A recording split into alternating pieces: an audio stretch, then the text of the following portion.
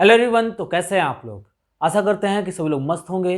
तो दोस्तों, आज के इस लेक्चर में हम डिस्कस करेंगे बीएससी फर्स्ट ईयर का मैथमेटिकल फिजिक्स।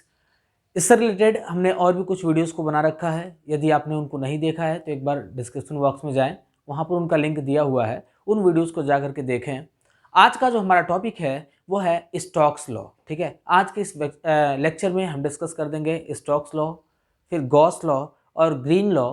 इन तीनों थ्योरम को हम यहाँ पर डिस्कस कर देंगे। ठीक है, तो सबसे पहले हम स्टोक के थ्योरम को हम यहाँ पर डिराइव करेंगे। तो देखना, सबसे पहले स्टोक का थ्योरम क्या कहता है।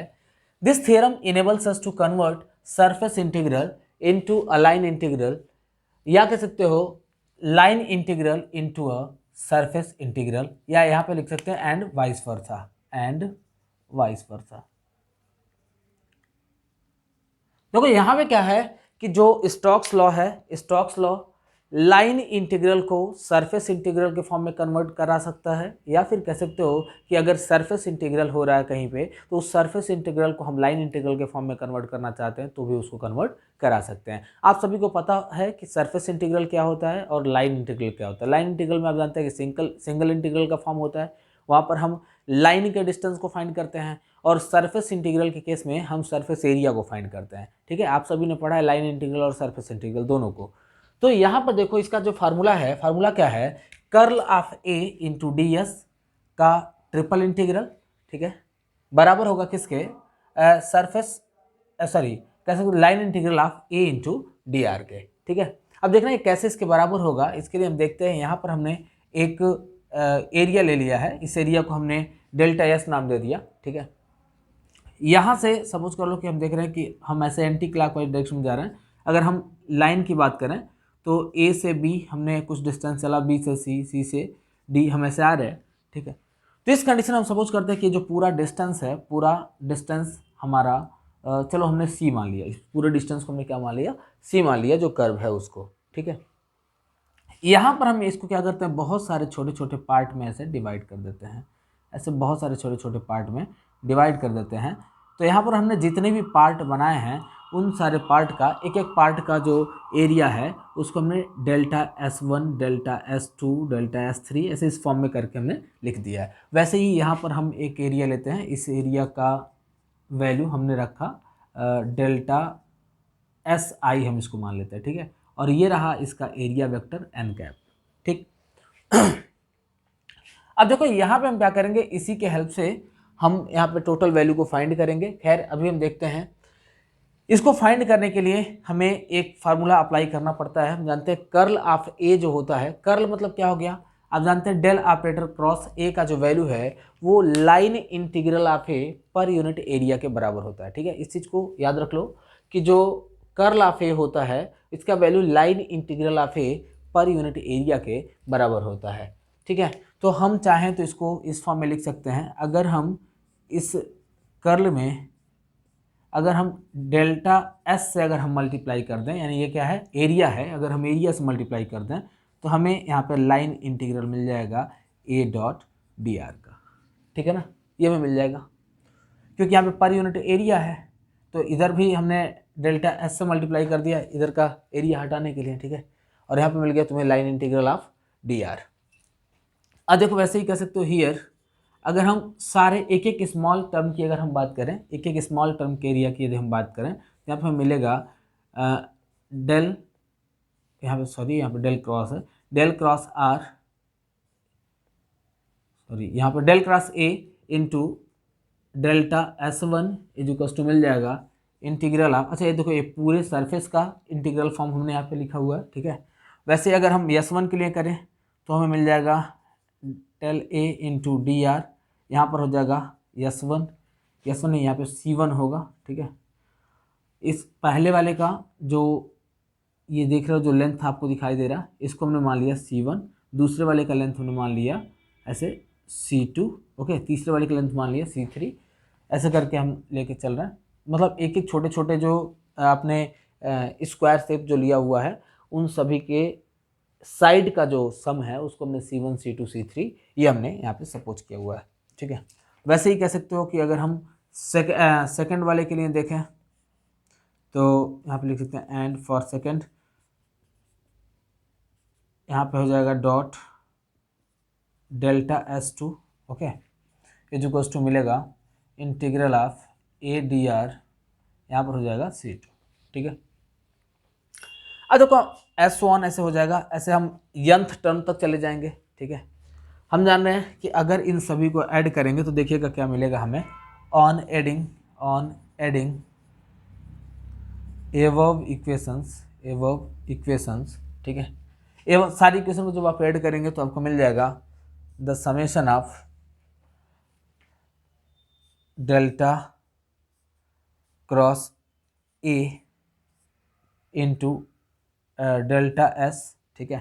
और यहाँ पे यस आई लिख लो, और आई की वैल्यू कहाँ से कहाँ तक, 1 से लेके n तक, ठीक है। ये डेल्टा एस आई हमने इसलिए कंसिडर किया क्योंकि हम यहाँ पे आई का वैल्यू 1 से लेकर nth टर्म तक हमने डिवीजन किया है, तो यहाँ पे हमने 1 से लेके n तक लिख लिया है। इज टू मिल जाएगा, यहाँ पर भी वही condition, summation of A into integral of A into D are, और यहाँ पर हो जाएगा यस आई, और यहाँ आई का वैल्यू 1 से लेके n तक, ठीक है।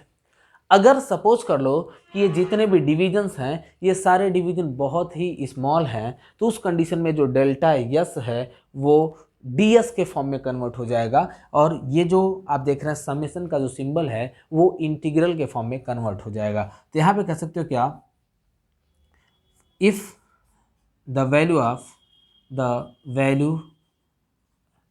ऑफ डिवीजन्स, मतलब जो छोटा छोटा एरिया जो हमने लिया है, आर वेरी स्मॉल, मतलब वेरी स्मॉल मतलब क्या हो गया, यहाँ पर जो नंबर ऑफ डिवीजन जो हमने कंसिडर किया, जितने 1 2 3 4 ऐसे आपको सिर्फ 8 दिखाई दे रहे होंगे या 16 दिखाई दे रहे होंगे, ठीक है। लेकिन यहाँ पर देखो क्या है, अगर मान लो इस n की वैल्यू लगभग इनफाइनाइट के बराबर है, ठीक, तो यहाँ पे कह सकते हो कि तो जो डेल्टा यस होगा इट टेंस टू 0, और जब टेंस टू 0 हो जाएगा तो डेल्टा एस की जगह हम क्या लिख लेंगे, ds लिख लेंगे, और इस पूरे के वैल्यू की जगह समेशन की जगह हम लिख लेंगे इंटीग्रल ऑफ, ठीक है। तो हमें मिल जाएगा देयरफॉर इंटीग्रल ऑफ, यहाँ पर देखो सरफेस इंटीग्रल है क्योंकि यहाँ पे ds आएगा तो सरफेस इंटीग्रल मिलेगा, तो हमें सॉरी यहाँ पे ट्रिपल हो गया, तो यहाँ पे हमें डबल इंटीग्रल मिल जाएगा। तो हम यहाँ पर लिखेंगे क्या, double integral of delta A, sir delta नहीं है, ये हमारा है curl of A into ds, ठीक है। और यहाँ पे देखो ये हो जाएगा पूरे सरफेस के लिए, विल बी इक्वल टू, ये भी हमारा टर्म इंटीग्रल के फॉर्म में ही दिया हुआ है, तो यहाँ पर हमें मिल जाएगा A integral of A into D R, ये भी पूरे सरफेस के लिए मिल जाएगा, ठीक है। तो ये रहा हमारा स्टोक्स लॉ जिसको हमने प्रूव कर दिया है। जल्दी से वीडियो को पॉज करके इसे नोट कर लो, फिर हम बढ़ते हैं अपने अगले टॉपिक की ओर। हमारा अगला टॉपिक है Gauss theorem.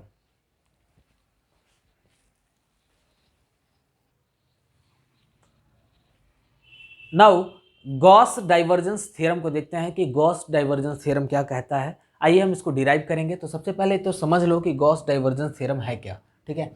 This theorem enables us to convert volume integral into surface integral and vice वर्सा।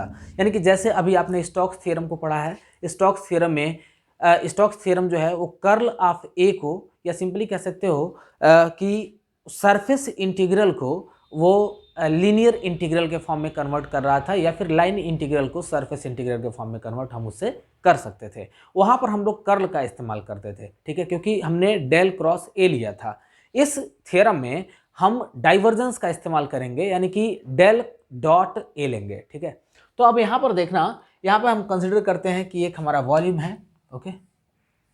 यहाँ पर हमने एक वॉल्यूम कंसिडर कर लिया, इसके बहुत सारे छोटे छोटे हमने डिविजन्स ऐसे बना लिए हैं, ठीक है। हमने सपोज किया कि पहला जो हमारा वॉल्यूम है डेल्टा V1 है, दूसरा डेल्टा V2 है, फिर डेल्टा V3 है, ठीक है ना। ऐसे ही n नंबर ऑफ डिवीजन हमने बना लिए, तो यहाँ पे डेल्टा Vn तक हमने वॉल्यूम को डिवाइड कर दिया है, ठीक है। वैसे ही अगर हम देखें इनके सरफेस की बात करें तो मान लो पहले वाले का सरफेस एरिया ds1 है, दूसरे का सरफेस एरिया ds2 है, तीसरे का सरफेस एरिया ds3 है, ठीक है ना, इसका s2 है। वैसे nth वाले का dsn है, ओके। तो अब हमें क्या करना है, ये दिखाना है कि इसका जो वॉल्यूम इंटीग्रल है, डाइवर्जेंस ऑफ ए का वॉल्यूम इंटीग्रल कह सकते हो इसके सरफेस इंटीग्रल के ए के सरफेस इंटीग्रल के बराबर होगा। तो आइए इसे हम प्रूव करते हैं। ठीक है, यहाँ पे हम जानते हैं एज वी नो दैट, आप सभी को पता होगा कि जो डाइवर्जेंस ऑफ ए होता है इसका value flux per unit volume. ठीक है, इस चीज़ को याद रखना, ये हमारा फार्मूला होता है, डाइवर्जेंस ऑफ ए बराबर होता है flux per unit volume. And हम जानते हैं एंड फ्लक्स बराबर क्या होता है बच्चों, फ्लक्स बराबर क्या होगा, आपने पढ़ा है क्लास 12th में पढ़ा होगा, एक इलेक्ट्रिक फ्लक्स पढ़ा होगा। ठीक है ना, इलेक्ट्रिक फ्लक्स का जो वैल्यू होता है वो होता है integral of E into D S. ठीक, आपने मैग्नेटिक फ्लक्स पढ़ा होगा, मैग्नेटिक फ्लक्स में क्या था, magnetic field dot D S. ठीक है ना, ये मैग्नेटिक फ्लक्स का वैल्यू था। ठीक है, तो सिंपली कह सकते हो क्या कि हमें जिसका मैग्नेटिक फ्लक्स फाइंड करना रहता है, यानी कि जो वेक्टर फील्ड हमारे एरिया के अंदर पास करता है, वह वेक्टर फील्ड का डॉट प्रोडक्ट हम एरिया से कर देते हैं।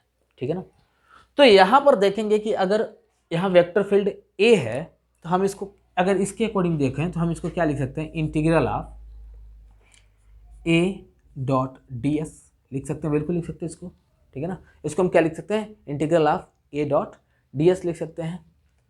और देखिए इसका जो वैल्यू है वो हो जाएगा, अगर हम देखें इस फार्मूले के अकॉर्डिंग तो देख रहे हो कि फ्लक्स पर यूनिट वॉल्यूम का वैल्यू ये है, डाइवर्जेंस ऑफ ए, तो वॉल्यूम को यदि हम इधर भेज देते हैं तो हमें फ्लक्स का वैल्यू मिल जाएगा। तो इसको हम लिख सकते हैं क्या, del dot A into delta V. ठीक है ना, डेल्टा वी क्या है, वॉल्यूम है, ये हमारा फार्मूला बनेगा। अगर हम देखें तो यहाँ पे बहुत सारे डिविजन्स हैं ऐसे, हमने मान लेते हैं कि आई वाले टर्म का हमने यहाँ पे डिवीजन निकाला है, यहाँ पे मान लो आई वाले टर्म का हमने वैल्यू यहाँ पर रखा है। ठीक है, यहाँ पर ऐसे बहुत सारे टर्म हैं, V1 है, V2 है, V3 है। ठीक है, बहुत सारे हमने वॉल्यूम, छोटे छोटे वॉल्यूम हमने इसको सेपरेट किया है वॉल्यूम के फॉर्म में, और बहुत सारे छोटे छोटे सरफेस एरिया हैं। तो यहाँ पर लिख सकते हैं क्या, सो अगर देखें तो मिलेगा हमें फ्लक्स यानी कि ए डॉट डी एस, इसको मानते हैं S1, तो यहाँ पे हमारा 1 हो जाएगा, इज इक्वल्स टू क्या मिलेगा हमें, del dot A into del V1। Okay, sorry del नहीं है ये हमारा डेल्टा V1 हो गया। वैसे ही अगर हम A2 की बात करें, A2 नहीं कह सकते, इसको सेकंड इंटीग्रल की बात करें, सेकंड वाले अगर हम एरिया की बात करें तो यहाँ पे मिल जाएगा A dot D S two is equals to मिल जाएगा del dot A into delta V2। ठीक है, S1 ऐसा ही हमारा टर्म चला जाएगा। और अगर लास्ट में देखें, अगर nth वाले के लिए देखोगे तो मिलेगा A dot D s n is equals to divergence of A into delta v n. Okay, अब देखो क्या करो, ये जितने भी इक्वेशंस मिल रहे हैं इन सारे के सारे इक्वेशन को ऐड कर दो। जब सभी इक्वेशन को ऐड करेंगे तो आपको मिलेगा, ऐसे लिखते हैं, ऑन एडिंग एवव इक्वेशंस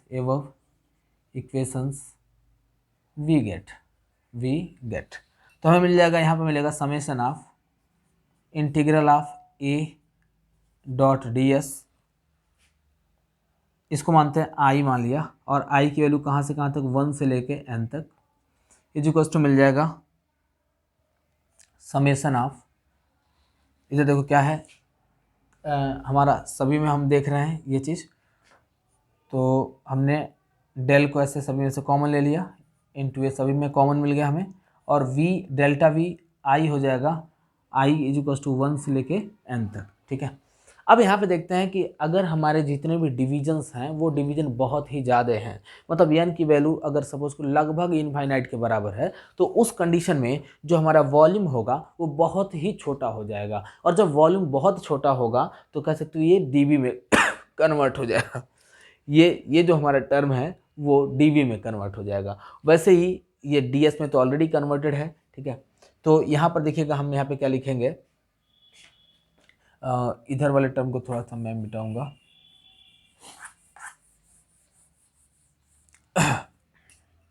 तो यहाँ पे हम लिख सकते हैं integral of A into D S.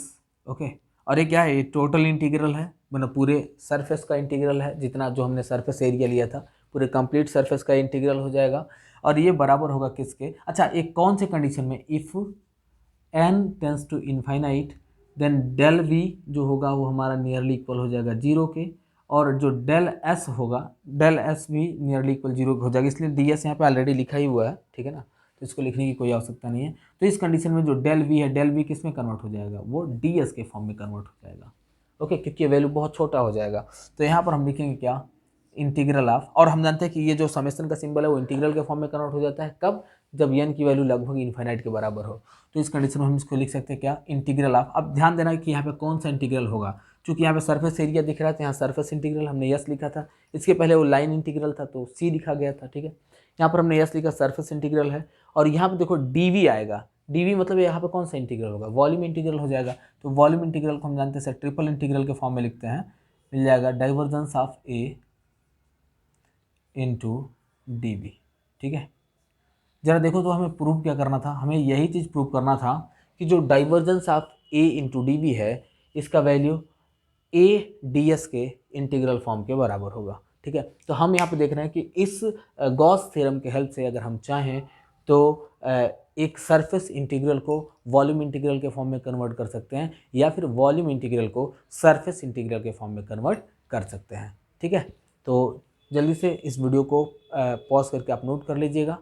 हम इसके अगले टॉपिक को हम यहाँ पे डिस्कस करेंगे जो कि है ग्रीन्स थ्योरम, ठीक है। तो जल्दी से आप इसे नोट करें, फिर हम आगे बढ़ते हैं।